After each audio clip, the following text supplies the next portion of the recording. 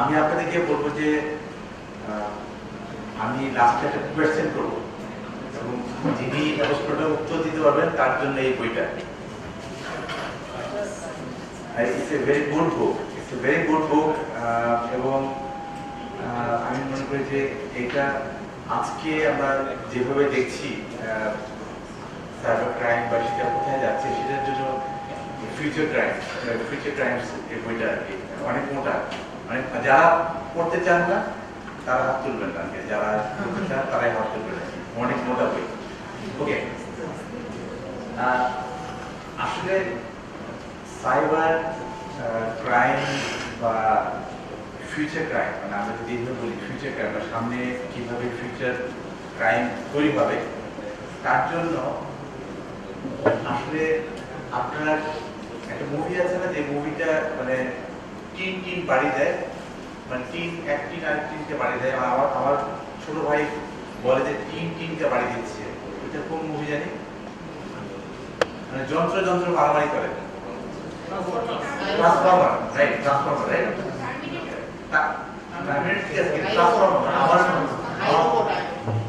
আমার ভাই ও কানাডাতে ইউবিসিতে ও পড়ায়, তো আমাকে বলছে যে আমি একটা মুভি দেখলাম। কি মুভি? ওই যে টিন বাড়ি দেয়, মানে দুই টিন বাড়ি দিচ্ছে, তার হচ্ছে কি দুইটা যন্ত্র কিন্তু মধ্যে মারামারি করছে। তার মানে cyber is heading that direction, যে এখন এই লেভেলে আসলে আমাদের সাইবার সিকিউরিটি এখন এই লেভেলে চলে যাচ্ছে যে আমাদের আসলে সামনে দুইজন টিম বা নিজেরা মারামারি করবে, আমরা দেখবো। এই লেভেলে চলে যাচ্ছে। কারণ কি, আমি নিজে গত 3 মাস ধরে ডিডস অ্যাটাক খাচ্ছি। ডিডস একটা বাংলাদেশের একটা বড় problem. So I am seeing যে অ্যাটাকগুলো আছে, সেই অ্যাটাকের ম্যাট্রিক্স বা সেই অ্যাটাকের যে ভেক্টর, সেই ভেক্টরগুলো humanly possible to mitigate, humanly possible. And we have systems and we have all the AI solutions, but then end of the day it is a combination of AI and human to mitigate this. আমরা এই মুহূর্তে হয়তো ভাবছি যে না আমরা AI দিয়ে solve করবো, but there are ways. So ওইটার আগে আমি আমার যে পরিচয়টা সেটা হচ্ছে কি, আমি যখন 2007 সালে বিটিআরসিতে গেলাম, তো বিটিআরসি থেকে আমি জেনেভাতে একটা প্রোগ্রামে গেলাম। প্রোগ্রামে যাওয়ার পর দেখলাম যে ওরা বলছে এক দেশ আরেক দেশে তারা করছে যে তোমার দেশে কল রেট কত, তো আমি কোনা দিয়ে শুনলাম ওরা কল রেট নিয়ে আলাপ করছে। তখন ওই মিটিংয়ে শুনলাম যে আসলে আমি যদি কাস্টমার হই আর আমার কাস্টমারের যদি আমার মোবাইলের রেট যদি 60 টাকা হয়, তাহলে মোবাইলের রেট 60 টাকা, বা আমার একটা টেলিফোনের বিল 60 টাকা, বা আমার একটা আমার যে কোনো সার্ভিসের দাম 60 টাকা। এখন তারা বলছে যে এইটা 60 টাকা, সেটা যদি সেই অপারেটরের ইনএফিশিয়েন্সির জন্য হয়, তাহলে এইটা সরকারের দক্ষতা কমাবে। আমার কথা বুঝছেন? মানে 60 টাকা কল রেট কখন হবে? যখন সরকার তার মধ্যে কোনো ভিজিবিলিটি নাই। তখন তারা বলল যে যদি একটা মিন এফিশিয়েন্ট অপারেটর করা হয়, হচ্ছে কি যে অপারেটর হচ্ছে কি খুবই এফিশিয়েন্ট, তার স্পেকট্রাম প্রাইসের খরচ জানা আছে, তার টোটাল কস্ট জানা আছে, তার কমন কস্টের খরচ আছে, তার ফিনান্স কস্টের সব কস্ট যদি একটা অপারেটরের থেকে যদি রেগুলেটর নেওয়ার পর যদি সে পার মিনিট কল যদি বের করতে পারে, দেন ওইটার সাথে যে প্রফিট মার্জিন যোগ করে তার যদি সেই বিজনেসটা যদি হয়, তার মানে হচ্ছে কি ডেটা অ্যানালিসিস। তো তারপর 2007 সালে আমি বুঝতে পারলাম ডেটা অ্যানালিসিস। আর যেহেতু আমি ক্যারেক্ট করে দিয়ে যখন করছি, তখন যেহেতু আব্বা আম্মা আমাকে ধরতে পারে নাই, তো কি করতে, তখন আমি মেডিকেলকে পালানোর জন্য আমি স্ট্যাটিস্টিক্স নিচ্ছি, মানে মেডিকেল করবো না। তো যেহেতু আব্বা আম্মার সামনে যে পাইতো, তাহলে আব্বা আম্মা তখন পিড়া দিত, কিন্তু যেহেতু সামনে পায় নাই স্ট্যাটিস্টিক্স নিচ্ছি। ওই স্ট্যাটিস্টিক্স কাজে লাগলো বিটিআরসিতে আসার পর, যখন দেখলাম যে এই মোবাইল অপারেটরের হোক আর পিএসটিএন হোক, তার কল রেট কত হবে এটা বের করার জন্য। That is the understanding. তখন আমি আসলে ডেটার ব্যাপারে ধারণা পেলাম, তখন থেকেই কিন্তু আসলে আমি এটা নিয়ে কাজ করছি। তো এবং আমি যা হোক যেটাই হোক তার সাথে কৃত্রিম বুদ্ধিমত্তা ঢুকায়। মানে আপনি বলতে পারেন যে আমি হচ্ছে সেই লোক যে হচ্ছে সব জায়গার মধ্যে এই কৃত্রিম বুদ্ধিমত্তা ঢুকায়। এখন আপনি বলতে পারেন যে আপনি তাহলে তো ওই যে এআই মোবাইল, মানে এআই মোবাইল ফোন, যেভাবে স্যামসাং বলে এআই মোবাইল, তারপর হচ্ছে কি এই কি বলে যে এটা এই যে বেনকিউ এটা বেনকিউ এআই প্রজেক্টর, তারপর যে এই পিছনেরটা এআই।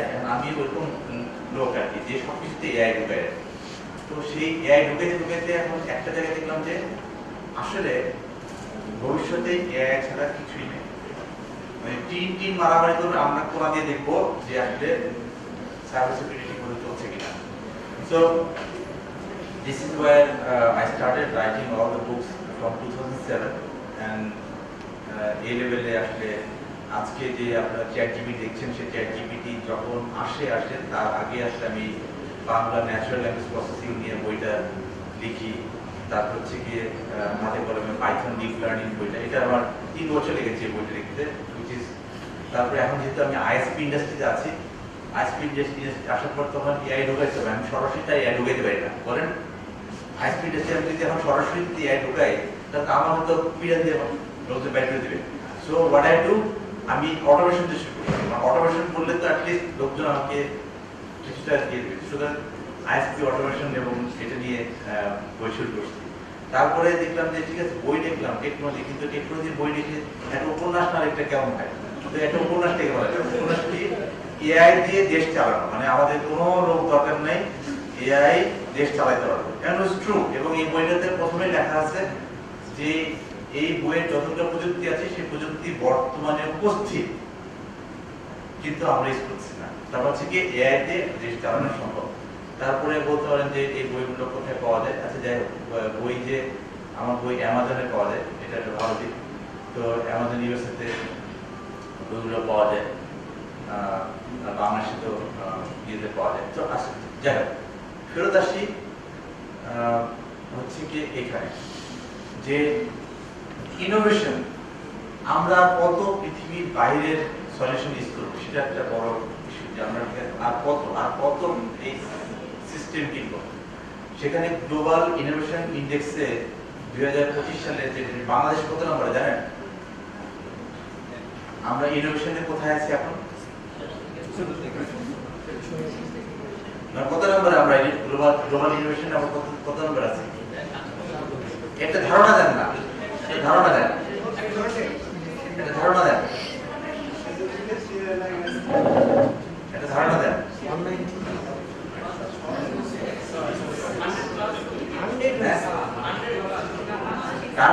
তার মানে শুনেন, তার মানে হচ্ছে কি আমরা কত খারাপ নাই, কত খারাপ নাই। So okay, let's start. So আসলে এআই যেভাবে ডুয়েল ওয়েজ, মানে এটা হচ্ছে কি ডাবল এজ শোর, ডাবল এজ ওয়েপন। তার হচ্ছে কি এটা এদিকেও কাটবে ওদিকেও কাটবে। সো মাঝখান দিয়ে আপনার মনে আছে যে জিও ফিন্টন, যিনি হচ্ছে কি গডফাদার অফ এআই যাকে বলা হয়, জিও ফিন্টন, উনি আমি এই যে অস্ট্রেলিয়ান ইয়ের কথা বারবার বলি, উনি হচ্ছে গিয়ে গডফাদার অফ এআই দিয়ে আপনি পাবেন। উনি বলছেন যে এআই যেভাবে এত স্পিড আপ হচ্ছে, এটা পৃথিবীর প্রবলেম করতে পারে, এটাকে স্লো ডাউন করা দরকার। মনে আছে স্লো ডাউন করা দরকার বলা হচ্ছিল? তখন অনেকে বলছিলেন না, আমরা যদি স্লো ডাউন করি তাহলে হবে কি, তারা যারা ব্যাড অ্যাক্টর, যারা এআই নিয়ে খারাপ কাজ করছে, তারা তো স্লো ডাউন করবে না, তারা এটাকে তো ব্যবহার করবে। সুতরাং we can't slow down. So আমাদেরকে যেটা হচ্ছে গিয়ে সামনে যে এআইটা আসতেছে, সেটা kind of they are manipulating us, they are manipulating everything. এবং সেখানে যে এআই যে থ্রেটগুলো আসছে, সেখানে কিন্তু একটা kind of unknown, I don't know what I'm facing and I don't know what I'm dealing. তার হচ্ছে কি টিম টু টিম, মানে টিনের লোক টিনের গিয়ে মারামারি করছে, আমরা সাইড থেকে দেখতেছি। সো এই জন্য আমি মনে করি যে this is wire we need to talk about যে আসলে এআই তে কি হচ্ছে এখন, আপনার যত ধরনের এখন অটোমেশন হচ্ছে সেই অটোমেশনে কিন্তু স্কেলেবল অ্যাটাক, আগে যে অ্যাটাকগুলো ছোট ছোট লেভেলে হতো এখন কিন্তু স্কেলেবল অ্যাটাক হচ্ছে। এটা আপনারা বুঝতে পারেন? আমরা দেখছি যে অ্যাটাকগুলো আসছে সেগুলো খুবই highly scalable and this are not humanly done, this are been done by AI. তো তার হচ্ছে কি অ্যাটাকার্স আর ইউজিং এআই যেগুলো হচ্ছে কি এমন একটা লেভেলে তারা অপারেট করছে, সেই লেভেলটা আসলে কাইন্ড অফ ট্র্যাডিশনাল সিকিউরিটি এবং ট্র্যাডিশনাল সিকিউরিটি রেসপন্স দিয়ে কিন্তু এটা সম্ভব নয়, এটা সমাধান করা যাবে না। সেই জন্য আপনাদের যে সেলফ ডাইরেক্টিং যে ম্যানেজমেন্ট, যে থার্ড সেকেন্ড যেটা হচ্ছে যে আসলে জিরো ডে বা zero touch human attack type level চলে যাচ্ছে। তো আমি এইটুকু বলবো যে আপনাদের এখন এই লেভেলে কাজ করতে হবে যে হিউম্যান ইন্টারভেনশন দিয়ে আমরা যেভাবে অ্যাটাক প্রিভেনশন করছি সেভাবে কিন্তু অ্যাটাক প্রিভেনশন করা সম্ভব না। We have to use AI two mitigate AI. মানে আপনি যদি মনে করেন যে না আপনি হিউম্যান ইন্টারভেনশন দিয়ে আপনি এই জিনিসগুলোকে সলভ করবেন, that is not possible.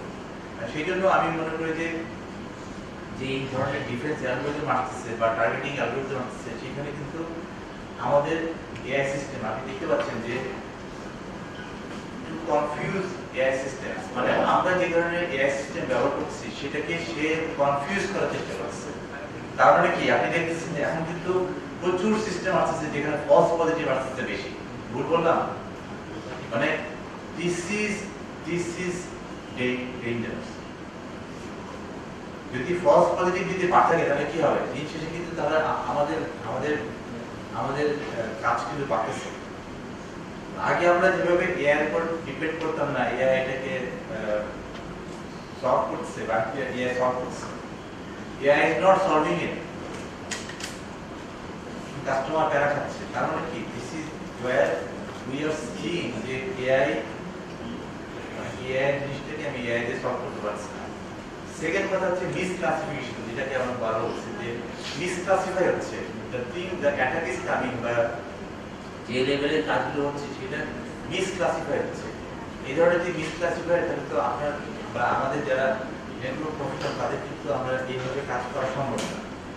R data poisoning হচ্ছে কিন্তু লাস্টে, যেটা আসলে আমি নিজেও বিশ্বাস করি না এটা করা সম্ভব, কিন্তু আমি এখন বিশ্বাস করি। কারণ কি যখন ডেটা ট্রেনিং হয় সেই ট্রেনিং ডেটাটাকে আমরা বলি air gap solution. Do you know air gap solution? So আমরা যখন ট্রেনিং করি তখন কিন্তু এয়ার গ্যাপ এরপরে ওটা বাইরের সাথে কোনো ধরনের কানেকশন থাকবে না। তো সেই ধরনের এয়ার গ্যাপ সলিউশনে কিন্তু এখন ডেটা পয়জনিং করা হচ্ছে। So this is a big problem.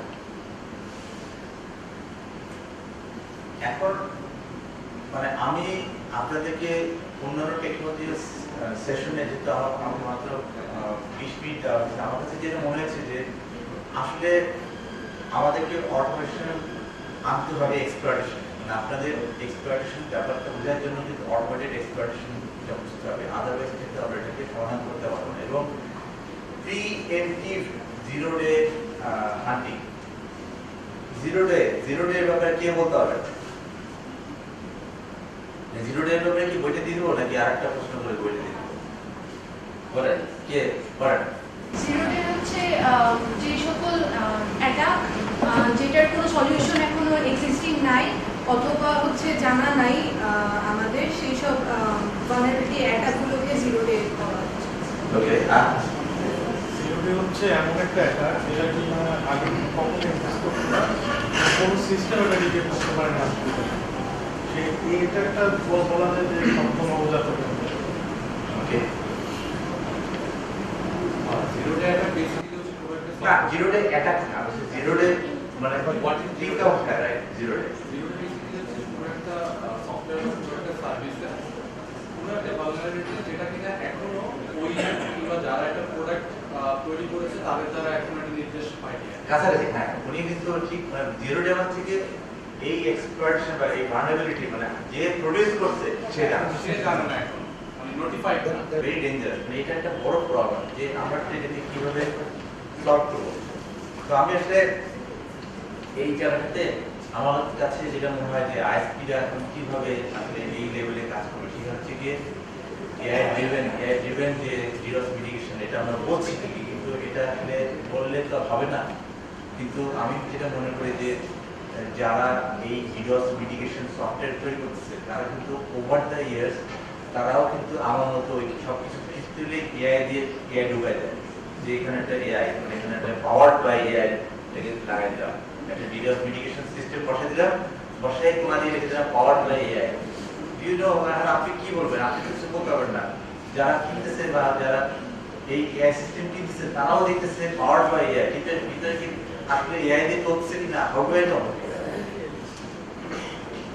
এখন বলবেন যে আমার মোবাইল, যেমন আমার একটা স্যামসাং এর মোবাইল 17,000 টাকা দিয়ে মোবাইল, তো এখানে পাওয়ার্ড বাই এআই না, কিন্তু এখনকার যে মোবাইল আছে সব মোবাইলে কিন্তু পাওয়ার্ড বাই এআই আছে, সেটার মধ্যে কি পাওয়ার্ড বাই সেটা কি আমি জানি। এখন ওই ডিডোস সিস্টেমের মধ্যে পাওয়ার্ড বাই এআই লেখা আছে না, হার্ডওয়্যার এটার মধ্যে কি আছে?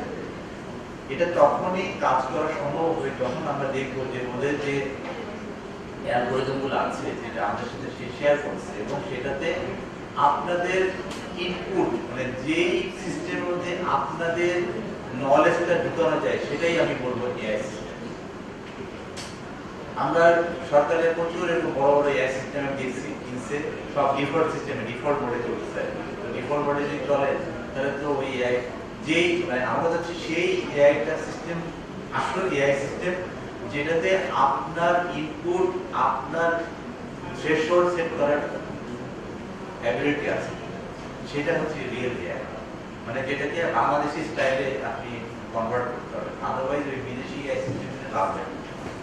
This is a big problem. তারপর হচ্ছে কি স্মার্ট হোম, মানে এই যে একটা প্রবলেম যে এখন যে আইওটি ডিভাইসগুলো আছে বা আমাদের যে ওয়াইফাই রাউটারগুলো আছে, ডু আই নো যে ওয়াইফাই রাউটারের মধ্যে বটনেট নাই? How do I know? So এই জায়গাগুলো তো খুবই ইম্পর্টেন্ট, যে নেটওয়ার্কের উপরে যেভাবে অ্যাটাক আসছে, ডিস থেকে আসছে, কাস্টমার থেকে আসছে। এখন তো কাস্টমারকে কোনোদিন আপনি বোঝাতে পারবেন যে আপনার কাছ থেকে অ্যাটাক আসছে? আপনি কাস্টমারকে বোঝাতে পারবেন জীবনে? বা কাস্টমার আমার কাছ থেকে অ্যাটাক পাইছে, কাস্টমার কিন্তু আমার ম্যানেজমেন্টকে মানে ধুইয়ে শেষ যে আপনার নেটওয়ার্ক থেকে অ্যাটাক আসছে। Actually somebody is proofing the attack and আমার নাম দিয়ে অ্যাটাক করতেছে। এখন নতুন যেটা আপনি তারা বুঝাবেন। এখন আপনারা যে একটা খুব নাম করা ব্যাংক আমাকে বলছে যে আপনার নেটওয়ার্ক থেকে অ্যাটাক আসছে, আর আপনি বলছেন না অ্যাকচুয়ালি আমার নেটওয়ার্ক থেকে না, আমার এখানে লগে নাই। So I am a best believer, আমি আসলে কি বলবো, আমি হচ্ছে গিয়ে সবচেয়ে বড় জিনিসটা আমি বলবো যে আমি হচ্ছে গিয়ে নেটওয়ার্ক বিহেভিয়ার অ্যানালাইসিস করতে চাই। এটা খুব ইম্পর্টেন্ট। মানে আপনি বলতে পারেন যে আমার কাস্টমারের নেটওয়ার্কের বিহেভিয়ার করতে দিবে না, কিন্তু আমাকে যদি নেটওয়ার্ক চালাইতে হয় আমাকে এটা করতে হবে। আমার নেটওয়ার্ক বিহেভিয়ার অ্যানালাইসিস আমাকে করতেই হবে, মাস্ট। এবং সেই জন্য কিন্তু এই ফ্রেমওয়ার্ক, আমরা কিন্তু ফ্রেমওয়ার্কটা খুব বিশ্বাস করি। ফ্রেমওয়ার্কটা কি, কে বলতে পারবেন ফ্রেমওয়ার্ক কি? বাংলা স্টাইলে বলতে পারবেন ফ্রেমওয়ার্ক কি? প্লিজ বলেন। অনেকগুলো টুলের সমস্যা। কে বলতে, আচ্ছা যে বলতে হবে সে বই বা বাংলা, খাঁটি বাংলায় বলতে পারবেন, খাঁটি বাংলায় ফ্রেমওয়ার্ক কি, তার জন্য এই বই প্লিজ। আমার মনে হয় ফ্রেমওয়ার্ক হচ্ছে ওই জিনিসটা, কোনো একটা পার্টিকুলার প্রবলেমকে অ্যাড্রেস করার জন্য যে ইন্টার, মানে কী ধরনের প্রসেস মেনলি হবে, কারা পালন করবে, কীভাবে পালন করবে, এটার যে পুরো দিক নির্দেশনা যেই ডকুমেন্ট সেটে বা এন্টায়ার কী বলে ইকোসিস্টেমটাকে জেনারেট করার, বা আমি বলবো যে মূলত প্রসেস, সেটাই ফ্রেমওয়ার্ক। আচ্ছা, আপনারা কিন্তু এই বইটা কিন্তু যিনি পাবেন এটা আপনারা কিন্তু ইয়ে করতে হবে, আপনারা হচ্ছে গিয়ে জাজ, আপনারা বলবেন যে কে বইটা পাবেন। ফ্রেমওয়ার্ক একদম সোজা বাংলায় বুঝে যাবে পিছনে। হ্যাঁ বলেন কার্যপদ্ধতি গঠনের কারণ এর মধ্যে সবাই কিন্তু চ্যাট জিপিটি মারতেছে। আমি এই জন্য বলছি চ্যাট জিপিটি বাইপাস করে বলতে পারবে। প্লিজ হ্যাঁ, রূপরেখা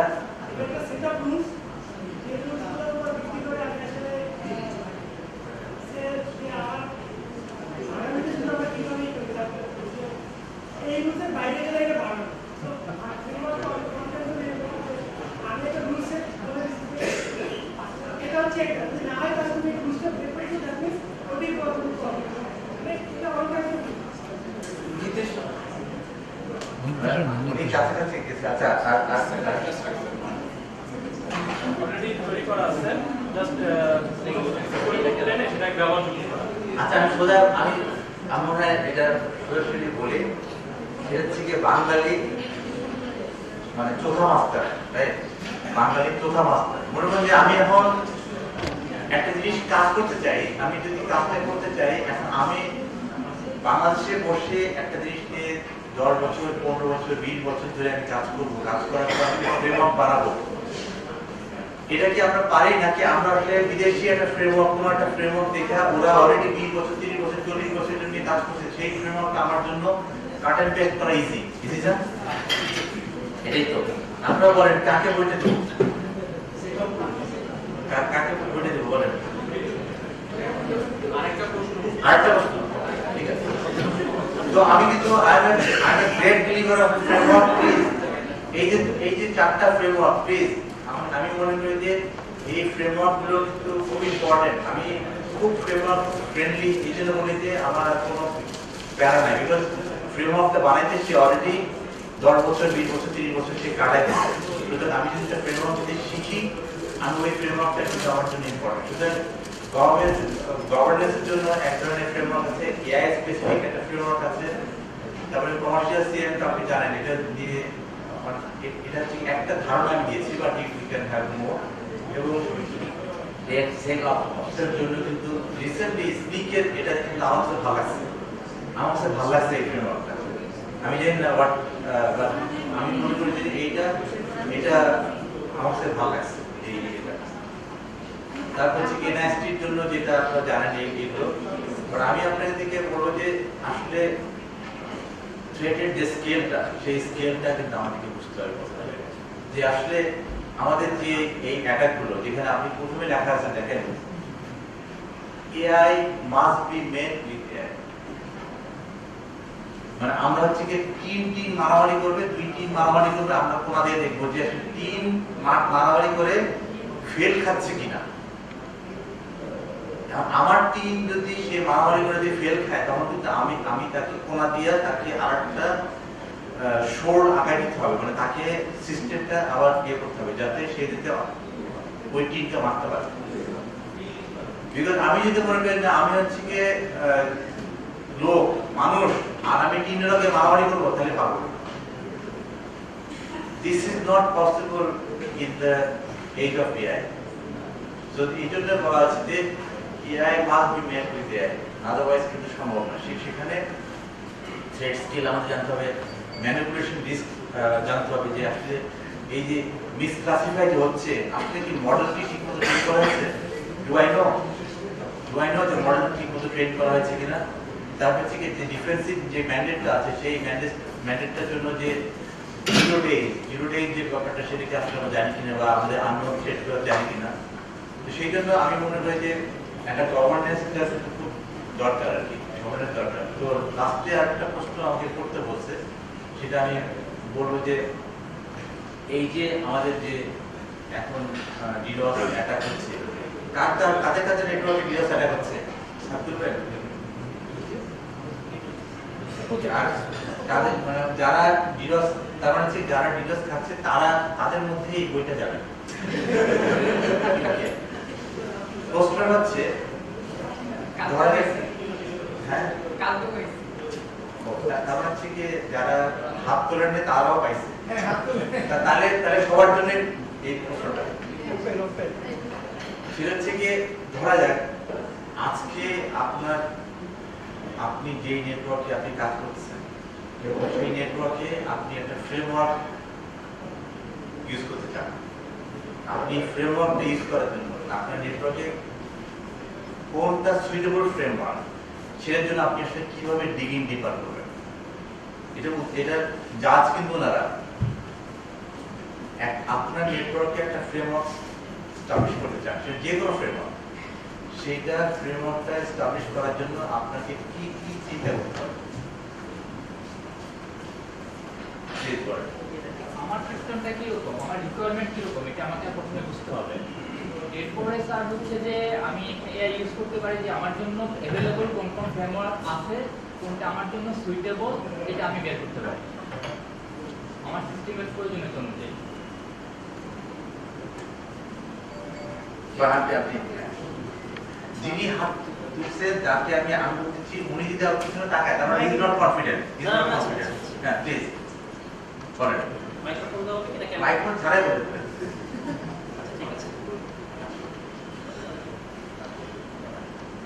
জি, thank you so much. Basically আমি দুটো বিষয় খেয়াল রাখবো। প্রথমত হচ্ছে অ্যাটাক সিমুলেশন, আর দ্বিতীয়টা হচ্ছে ফ্রেমওয়ার্কের আমার যে পলিসি বা যে সমস্ত হচ্ছে পলিসি ম্যানেজমেন্ট আছে সেটার উপর ভিত্তি করে আমি কোন ফ্রেমওয়ার্কটাকে ডিপ্লয় করতে পারি। অ্যাটাক সিমুলেশনের উপর ভিত্তি করে আমার যে ল্যাকিংসগুলো বের হবে সেটার উপর ভিত্তি করে বেসিক্যালি মিটিগেশন করতে হবে।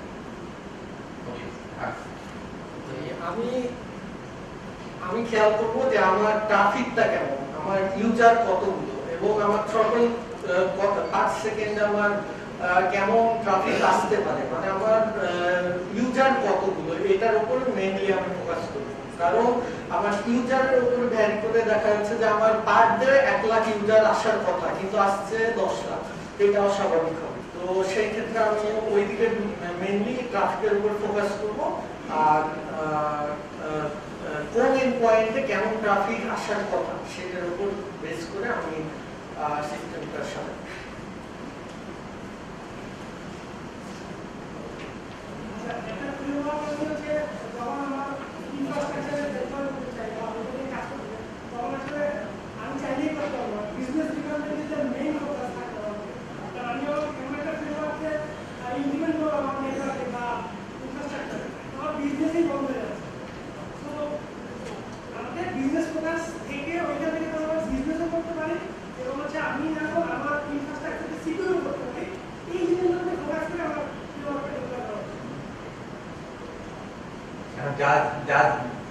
আপনারা কিন্তু বলতে হবে।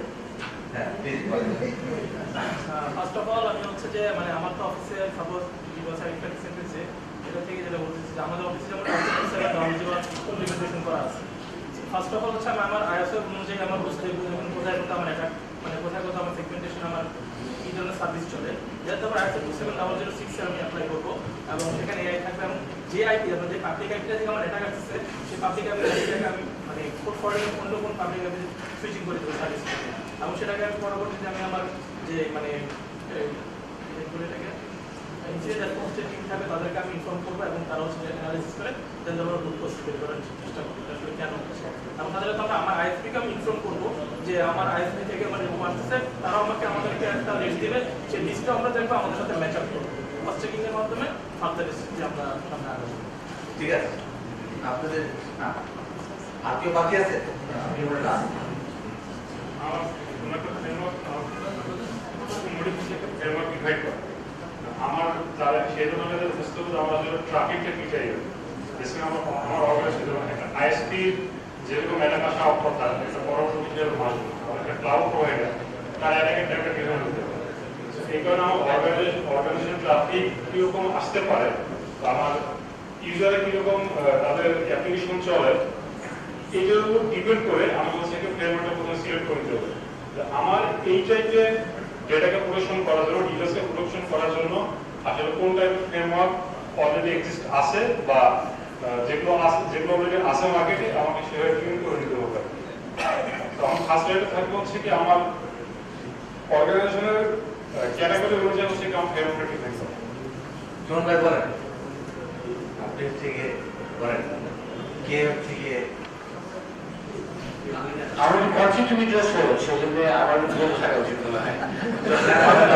আপনি মানে বাংলাদেশে যিনি বিজনেস চালান, মানে যারা বিজনেস চালায় তারা, আমি আপনাকে বলি যে গভর্নেন্স বা যে লফুল ইন্টারসেপশন বা এই যে এলআই বা এই ধরনের গভর্নেন্স এটা সেটা এগুলো কাইন্ড অফ লাইক একটা লেভেলে যখন আপনার বিজনেসটা টিকে গেছে তারপরে বলবেন যে আপনি এই ধরনের গভর্নেন্সের কথা চিন্তা করেন, আপনি যখন এই এলআই ইন্টারফেসের কথা চিন্তা করেন বা এই ধরনের, বিকজ দিন শেষে গভর্নেন্সটা মানে আপনার যদি বিজনেসটা যদি টিকে যায়, মানে বিজনেস কি চায় সেটা কিন্তু খুব ইম্পর্টেন্ট, বিকজ বিজনেস যদি এটাকে সাপোর্ট না করে আপনার একটা ফ্রেমওয়ার্ক নিয়ে আসার জন্য, তাহলে কিন্তু আসলে আপনার এই বিজনেস আপনার মালিকই কিন্তু এটা অ্যালাউ করবে না। মানে যিনি পয়সাটা ঢালতেছেন উনি যদি দেখেন না এটা আমার বিজনেসে যায় না, তাহলে উনি এই ফ্রেমওয়ার্কটা দিয়ে দিবেন। তো ওনাকে বুঝাইতে হবে যে আপনার বিজনেসের জন্য মানে আপনার অ্যাজ এ ইউজার, আপনারা যারা হচ্ছে গিয়ে আমাদের আইটি প্রফেশনাল তাদেরকে কিন্তু বা সিকিউরিটি প্রফেশনাল আমাদের কিন্তু আমাদের মালিক পক্ষকে বুঝাইতে হবে যে এটা আসলে আমার দরকার, এবং ওনার জন্য বিনায় বিজনেসে পেঁচায় উনি যেটাতে খায় উনি যেটাতে খাবে ওইটার সাথে মিলায় তারপরে হচ্ছে গিয়ে এটাকে ওনাকে বুঝাইতে হবে যে এই ফ্রেমওয়ার্ক রাখবে। আসেন তাহলে বিজনেসের উনি আসেন সামনে ভাই